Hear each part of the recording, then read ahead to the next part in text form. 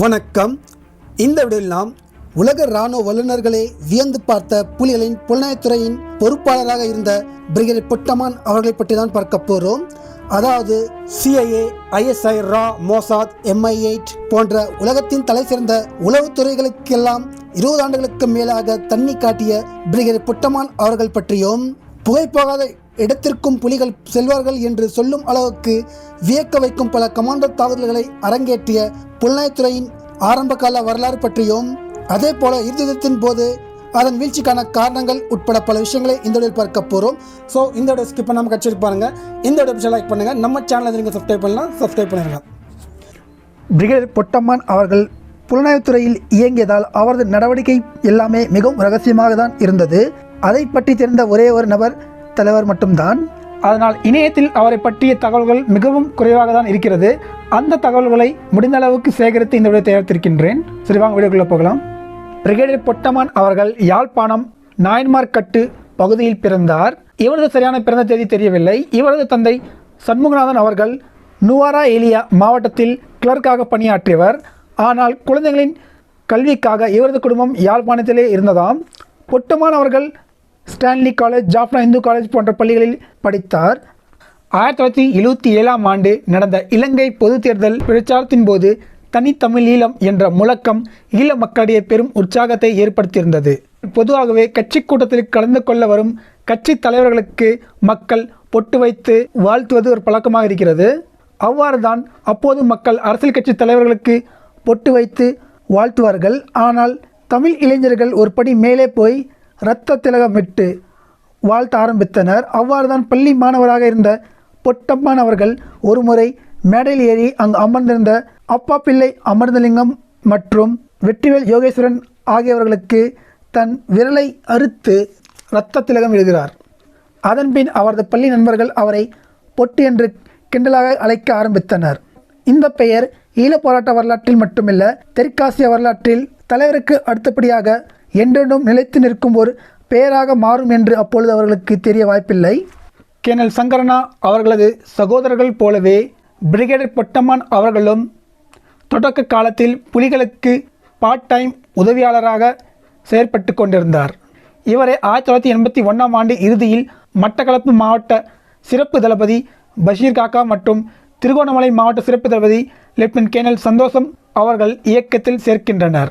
1983ஆம் ஆண்டு கருப்பு ஜூலைக்கு பின் இந்தியா போராளி இயக்கங்களுக்கு உதவி செய்ய முன்வந்தபோது அதே ஆண்டு இறுதியில் வட இந்தியாவில் நடந்த, அதாவது உத்தரப்பிரதேசத்தில் நடந்த புலிகளின் முதல் பயிற்சி பாசறைக்கு இவர் அனுப்பப்பட்டார். அந்த முதல் பயிற்சி பாசறையில் இவருடன் சென்றவர்கள் colonel Kittu, lieutenant colonel Ponnamman, brigadier Soosai, Aruna, lieutenant colonel Victor, lieutenant colonel Pulendran, lieutenant colonel Imran, lieutenant colonel Pandian என புலிகளின் பல மூத்த உறுப்பினர்கள் அந்த முதல் பாசறையில் கலந்து கொண்டனர். இயக்கத்தை சேர்ந்த பிரிகேடியர் பொட்டமான் அவர்களுக்கு இயக்கம் வழங்கிய பெயர் குமணன். அது மட்டுமல்ல, குருவி, மூர்த்தி, குயிலன் என்று பல இயக்க பெயர் இவருக்கு இருந்தது. இவரது சர்வதேச ரேடியோ சைன் பாப்பா ஆஸ்கர் ஆகும். அரசு கட்டுப்பாட்டு பகுதியில், குறிப்பாக தலைநகர் கொழும்பில் தொடர் குண்டு வெடிப்புகளை அரங்கேற்றி வந்த இவரை அண்ணன் பாலசிங்கம் அவர்கள் உட்பட பல மூத்த புலிகள் தலைவர்கள் வெடியரசன் என்றும் அழைப்பர். ஆனாலும் இவ்வாறு இவருக்கு பல இயக்க பெயர் இருந்தாலும் இறுதியாக நிலைத்து நின்றது இவரது பள்ளி நண்பர்கள் வைத்த பெயர் பொட்டு. காலப்போக்கில் இவர் இயக்கத்தில் மூத்தவராக வளர்ந்தபோது அம்மான் சேர்க்கப்பட்டு இவரது பெயர் பொட்டம்மான் என்று ஆனது. இந்தியாவில் பயிற்சி முடித்து திரும்பிய இவர் சில காலம் தலைவரின் மெய்ப்பாதுகாவலராக இருக்கிறார். அப்போது தலைவர் இவரது திறமை அடையாளம் கண்டு இவரை தமிழ்நாட்டுக்கு அனுப்புகிறார். அப்போது தமிழ்நாடு வேதாரண்யத்தில் இருந்த புலிகளின் ஒரு கடற்கரை முகாமின் பொறுப்பு இவருக்கு வழங்கினார் தலைவர். இந்த வேதாரண்யம் முகாம் ஊடாக தான் அப்பொழுது புலிகள் போராளிகள் ஆயுதம், உணவு, எரிபொருள், மருந்துகள் என எல்லாவற்றையும் ஈழத்திற்கு கொண்டு செல்வர். அதனால் இந்த முகாம் புலிகளுக்கு மிக முக்கியமானதாக இருந்தது. இந்த முகாமில் நவீன தகவல் தொடர்பு சாதனங்கள் பொருத்தி ஈழத்துடனும் சென்னை அலுவலகத்துடனும் தொடர்பு கொள்வது மட்டுமல்லாமல் அந்த பகுதியில் தமிழ்நாடு போலீஸ்களின் நடமாட்டத்தையும் புலிகள் கண்காணிப்பர். அதாவது அவர்களது வயர்லெஸ் கம்யூனிகேஷன் லைன்ஸ் தொடர்ந்து ஒட்டு கேட்டு அவர்கள் எங்கு செல்கிறார்கள் என்பதை அறிந்து வைத்து கொண்டு தங்கள் சரக்குகளை பாதுகாப்பாக படகில் ஏற்றுவர். பின்னாளில் அங்கு பணியாற்றிய ஒரு போலீஸ் அதிகாரி கூறுகையில், நாங்கள் அவர்களை நேரில் பார்த்தாலும் அவர்களை நெருங்க மாட்டோம். ஏனெனில் தமிழ்நாட்டு அரசின் அதாவது ஆளுங்கட்சியின் ஆதரவு அவர்களுக்கு இருந்தது. அது மட்டுமில்ல, அவர்கள் நவீன ரக ரைஃபிள்ஸ் வைத்திருப்பார்கள். எங்களிடமோ வெள்ளைக்காரன் பிரிட்டிஷ் காலத்து 303 ரைஃபிள் தான் இருக்கும். கடத்தல். ஒருமுறை பிளோட் குழுவுக்கும் இவருக்கும் இடையே நடந்த வாக்குவாதம் முற்றி இவரை பிளோட் அமைப்பு சிறைப்படுத்தி விடுகிறது. உடனடியாக தலைவர் அவர்கள் பிரிகேடியர் பொட்டமான் அவர்களை விடுவிக்கும் பொறுப்பினை கேர்னல் சங்கர் மற்றும் அருணா அவர்களிடம் ஒப்படைக்கிறார். பிளோட் அமைப்பின் இராணுவ தளபதியாக இருந்த ஜோதீஸ்வரன் அவர்களுடன் கேர்னல் சங்கர் மற்றும் அருணா அவர்கள் பேச்சுவார்த்தை நடத்துகின்றனர். ஒரு கட்டத்தில் யாரும் எதிர்பாராத நேரத்தில் தனது துப்பாக்கியை எடுத்த கேர்னல் சங்கர் அவர்கள் ஜோதீஸ்வரன் அவர்களது காலை சுடுகிறார். அதன்பின் அந்த துப்பாக்கியை அவர் தலையில் வைத்துக்கொண்டே ஜோதீஸ்வரன் அவர்களது துப்பாக்கியை எடுத்து அவரது பாடிகார்ட்ஸ்களை மிரட்ட சுடுகிறார். அங்கு வெளியில் தயாராக நின்ற புலிகளின் காரில் ஜோதீஸ்வரன் அவர்களை ஏற்றிக்கொண்டு கிளம்புகிறார். பின்பு பிரிகேடியர் பொட்டமான் அவர்களுக்கு பதிலாக ஜோதீஸ்வரன் அவர்களை புலிகள் விடுதலை செய்தனர். 80களில் தலைவர் இந்தியா அதாவது மெட்ராஸில் இருந்தபோது புலிகளின் புலனாய்வுத்துறை அங்கிருந்தான் இயங்கியது. அப்பொழுது அதன் பொறுப்பாளராக மாத்தையா அவர்கள் நியமிக்கப்பட்டிருந்தார். அவருடன் வன்னிக்கான புலனாய்வு பிரிவு பொறுப்பும் இருந்தது. அதேவேளை யாழ்குடாவில் கேர்னல் கிட் அவர்கள் கண்ணாடி வாசு அவர்கள் பொறுப்பில் தனியே ஒரு புலனாய்வு பிரிவை வைத்திருந்தார் என்பதும் இங்கு குறிப்பிடத்தக்கது. 1987 ஆண்டு ஜனவரி 5ஆம் தேதி தலைவர் ஈழம் திரும்பிய போது பிரிகேடியர் பொட்டமான் அவர்களும் ஈழம் திரும்புகிறார். அதே ஆண்டு இவர் லெப்டினன்ட் கேர்னல் குமரப்பா அவர்களோடு மட்டக்களப்புக்கு அனுப்பப்படுகிறார். அந்த காலகட்டத்தில் தான் இவருக்கும் கருணா அவர்களுக்கும் இடையே பிரச்சனை தொடங்குகிறது. அதே காலகட்டத்தில் தான் இவரும் காதல் வலையில் விழுகிறார். அதாவது தனது எதிர்கால மனைவியை அப்போது தான் சந்தித்து பின்பு திருமணம் செய்து கொள்கிறார். ஆனால் அங்கு இவரால் ஏற்பட்ட பிரச்சனை காரணமாக தலைவர் இவரை மீண்டும் வன்னிக்கு திரும்பும்படி கட்டளையிடுகிறார்.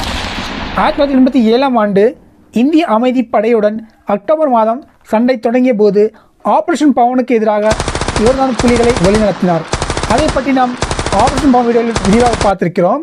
இந்திய அமைதி படையுடன் ஒரு மோதலின் போது இவருக்கு வயிற்றில் காயம் ஏற்படுகிறது. இவரை பாதுகாக்க போராளிகள் படாத பாடுபடுகின்றனர்.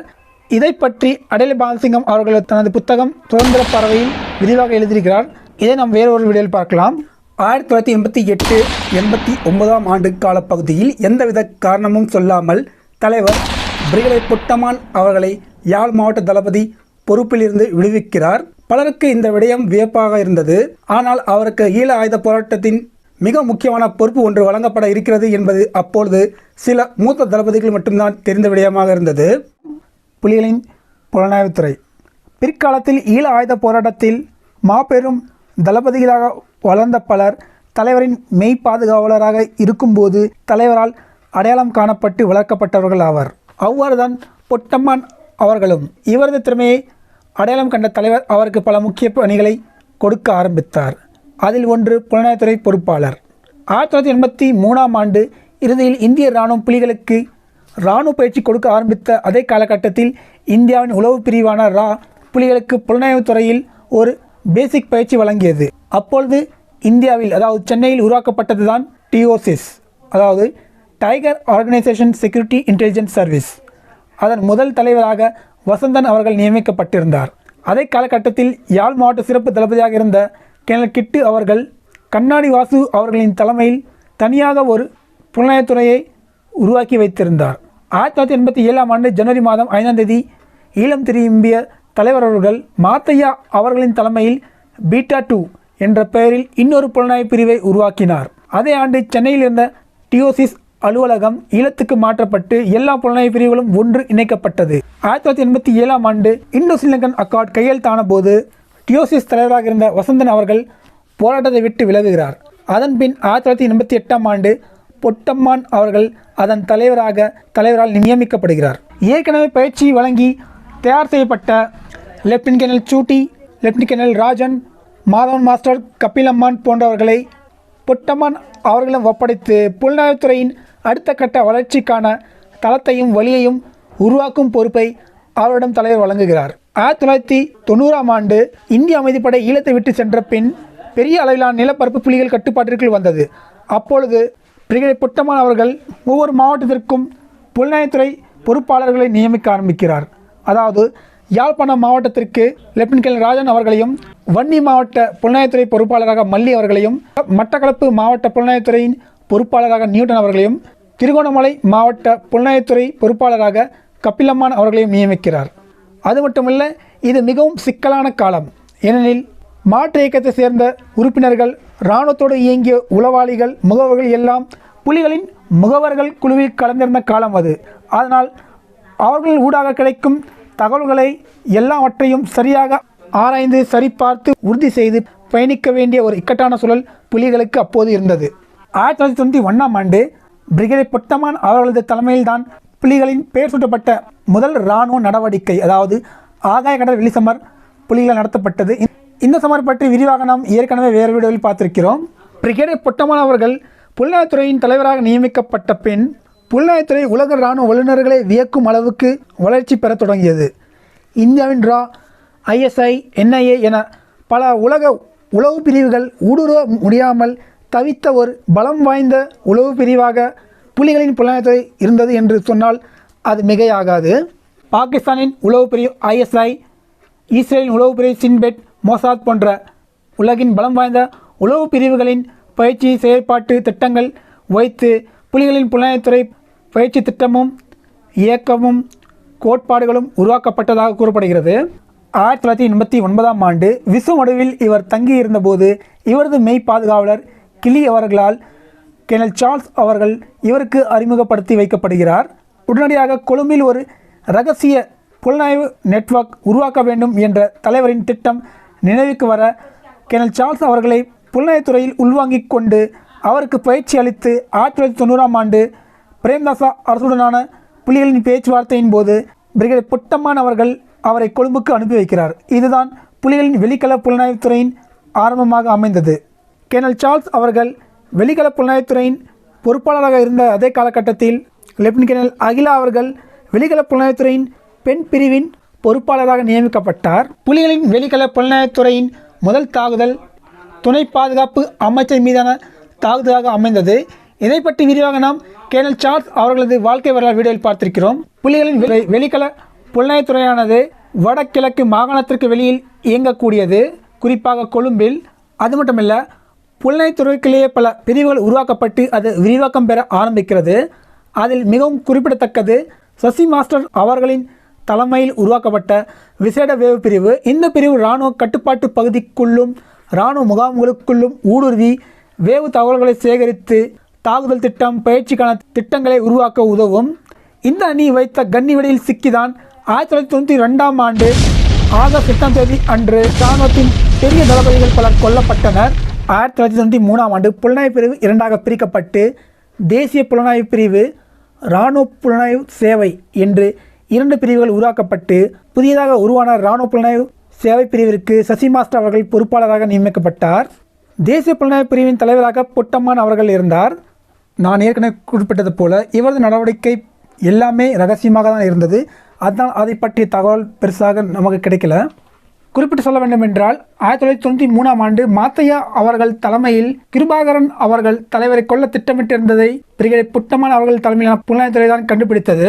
அது மட்டுமில்ல, பல ஆண்டுகளாக பொட்டமான் அவர்கள் கருணாவை பற்றி தலைவரை எச்சரித்து வந்ததாக கூறப்படுகிறது. ஆனால் கருணா அவர்கள் மீது தலைவருக்கு இருந்த நம்பிக்கை காரணமாக தலைவர் பிரிகேடியர் பொட்டமான் அவர்களது பேச்சை தட்டி கழித்து வந்து கொண்டிருந்தாராம். தேவிபுரம் ஊடறுப்பு சமர். ஈழ ஆயுத போராட்டத்தின் இறுதி உடற்பு சமரான, அதாவது தேவிபுரம் உடற்பு சமர் புலியால் நடத்தப்பட்டது.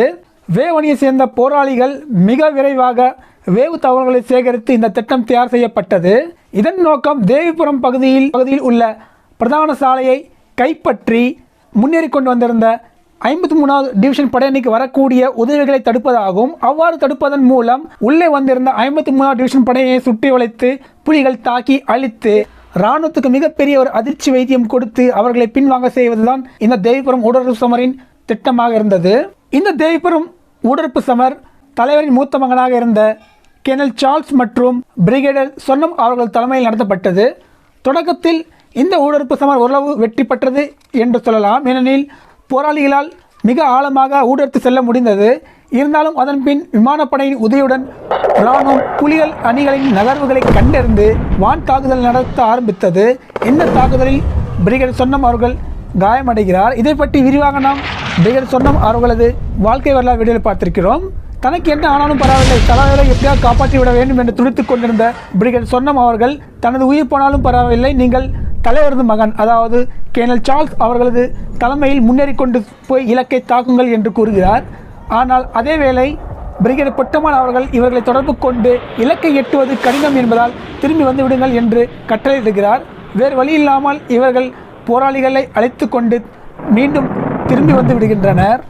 பல நூறு கமாண்டோக்களை வெளிக்கள தாக்குதலுக்காக அனுப்பிய பிரிகேடியர் பொட்டமான் அவர்கள் இறுதியாக மார்ச் மாதம் 2வது வாரத்தில், அதாவது ஆனந்தபுர சமர் நடக்கும் சம நேரத்தில் கொழும்பில் தாக்குதல் நடத்த விநாயகம் அவர்கள் தலைமையில் கடைசியாக ஒரு பெரும் தாக்குதலுக்காக ஒரு பெரிய கமாண்டோ அணியை வழி அனுப்பி வைக்கிறார். அப்பொழுது அவர் கூறியதாவது, நீங்கள் கொழும்பில் சென்று அடையும் முன்பே போர் முடிந்துவிட்டது, பொட்டமான் கொல்லப்பட்டார் என்ற செய்தி வரலாம்.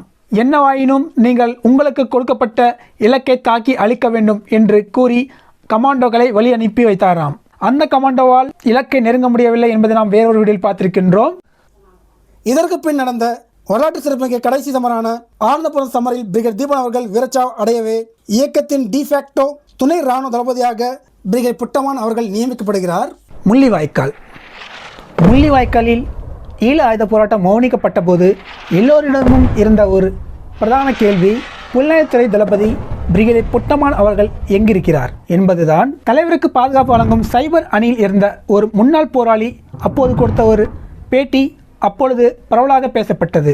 அதாவது, போரின் இறுதி நாட்களில் ஒரு நாள் டேர்ட் பைக்கில் வந்த பொட்டமான் அவர்கள் அந்த பக்கம் கடல் மூடிட்டாங்களா என்று தன்னிடம் கேட்டதாக அந்த முன்னாள் போராளி கூறினார்.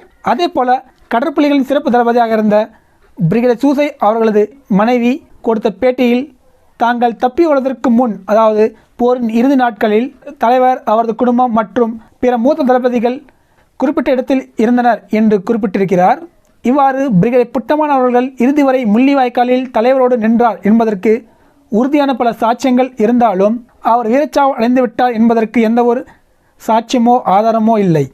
மாதவன் மாஸ்டர் உட்பட பல முக்கிய தளபதிகளின் வித்துடல்களை இராணுவத்துக்கு அடையாளம் காட்டிய சரணடைந்த முன்னாள் போராளிகளால் இது பிரிகேடியர் பொட்டமான் அவர்களது வித்துடல் என்று அடையாளம் காட்ட முடியவில்லை. அவர் தப்பி சென்று விட்டார் என்று ஒரு தரப்பும், தளபதிகளின் பாதுகாவலர் அணியில் உள்ள போராளிகளுக்கு அந்த தளபதியின் வித்துடல் எதிரிடம் கிடைக்காமல் அளிக்கும் பயிற்சியும் வழங்கப்பட்டதாகவும் கூறப்படுகிறது. அவ்வாறுதான் அவரது வீரச்சாவுக்கு பின் அவரது வித்துடலை இரகசியமாக ஏதோ ஒரு இடத்தில் அவரது மெய்ப்பாதுகாவலர்கள் முள்ளிவாய்க்காலில் விதைத்திருக்கலாம் என்றும் இன்னொரு தரப்பு கூறுகிறது. அது மட்டுமல்ல, கேபி அவர்கள் பொட்டமான் அவர்கள் உயிருடன் இருக்கிறார் என்பதை உறுதி செய்த பின் தான் அவரால், அதாவது வெளிநாட்டில் இன்னமும் ஆக்டிவாக இருந்த புலிகளின் புலனாய்வு நெட்வொர்க்கால் பிரிகேடியர் பொட்டமான் அவர்களால் தனக்கு ஆபத்து ஏற்படலாம் என்பதால் தான் அவர் அரசுடன் பேச்சுவார்த்தை நடத்தி அவராகவே சரணடைந்ததாகவும் கூறப்படுகிறது. சரி, உலகத்தின் இருந்த போராளி இயக்கங்களில் மிகவும் தலை சிறந்ததாக இருந்த ஒரு போராளி புலனாய்வுத்துறையின் வீழ்ச்சிக்கான காரணம் என்ன என்று பலர் எண்ணக்கூடும். அதற்கு பல காரணங்களை கூறலாம். ஆனால் அதற்கான சில முக்கியமான காரணங்கள், 2004ஆம் ஆண்டு புலிகளுக்கிடையே ஏற்பட்ட பிரிவின் பின் கருணா ஆதரவு போராளிகள் பலர் இயக்கத்தில் தங்கிவிட்டனர். அவர்கள் புலிகளின் இராணுவ கட்டமைப்புக்குள் மிக ஆழமாக ஊடுருவியிருந்தனர். அதாவது பல நிலைகளில் அவர்களது ஊடுருவல் இருந்தது. அவர்கள் இறுதி வரை இராணுவத்துக்கு புலிகளின் தாக்குதல் திட்டங்கள் பற்றியான தகவல்களை கொடுத்து இராணுவத்தின் எதிர் தாக்குதலுக்கு வலு சேர்த்து கொண்டிருந்தனர். அதே போல் 2001ஆம் ஆண்டு முதல் 2006ஆம் ஆண்டு வரை அமைதி பேச்சுவார்த்தை காலத்தில் அரசு படைகளின் உளவாளிகள் புலிகள் கட்டுப்பாட்டு பகுதியில் ஊடுருவியிருந்தனர். அதுவும் குறிப்பாக தமிழர் பகுதியில் வாழ்ந்த மக்கள் நேரடியாகவே தளபதிகள் புலிப்படை நகர்வுகளை பற்றிய தகவல்களை கொடுத்து இராணுவத்துக்கு உதவி செய்ததாக முன்னாள் இராணுவ தளபதி கொடுத்த பேட்டி இன்னும் இணையத்தில் இருக்கு. அதாவது, எங்களால் நுழைய முடியாத பல பகுதியில் கூட அந்த மக்கள் புலிகள் பற்றிய அரிய தகவல்களை வழங்கி எங்களுக்கு பெரிய உதவிகளை செய்தனர் என்ற தளபதி கூறுகிறார். புலிகளின் புலனாய்வுத்துறையின் தோல்விக்கு இது சில முக்கிய காரணங்களாகும். யுத்தம் முடிந்து ஆண்டுகள் கழித்து பேட்டியளித்த முன்னாள் போராளி ஒருவர், புலிகள் அமைப்பை பற்றி எல்லாமே தெரிந்தவர்கள் 2 பேர் மட்டும்தான். அதாவது, ஒன்று தலைவர், 2 பொட்டமான் அவர்கள்தான். இவர்களை தவிர்த்து இயக்கத்திற்குள் யாருக்குமே எல்லா தகவல்களும் விடயங்களும் தெரியாதாம். மூத்த தளபதிகளுக்கு கூட அவர் சார்ந்த ஒரு பகுதி தகவல்கள் மட்டும்தான் தெரியுமாம்.